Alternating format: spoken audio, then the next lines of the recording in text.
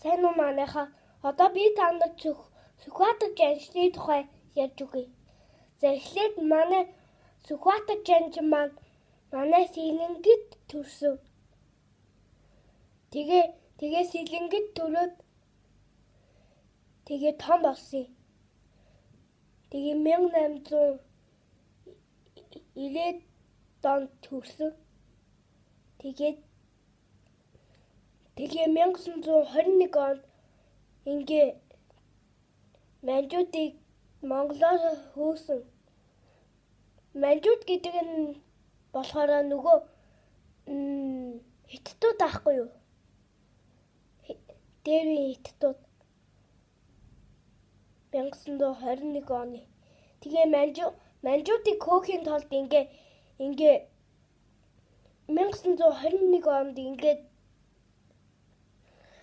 нөгөө Орос маань ингээ улаан цагаан ингээ Орос хугаагдсан байсан.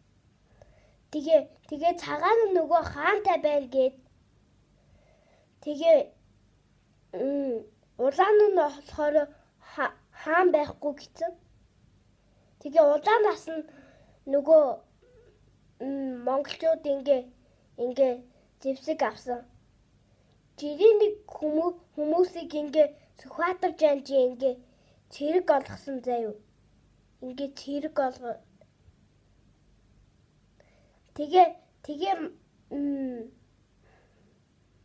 манжуудыг ингээ Монголоос хөөсөн.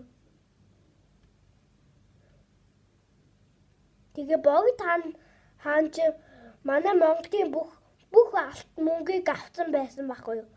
Мөн бас энийг хөөсөн энэ хааныг тэгээ манай Сүхбаатар жанжин хүмүүст ингэж хэлсэн.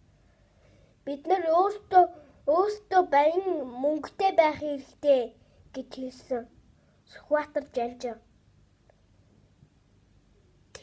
Тэгээд дууссан гэсэн. За тэгээ өнөөдрийн бичлэг дуслаа. Баяртай.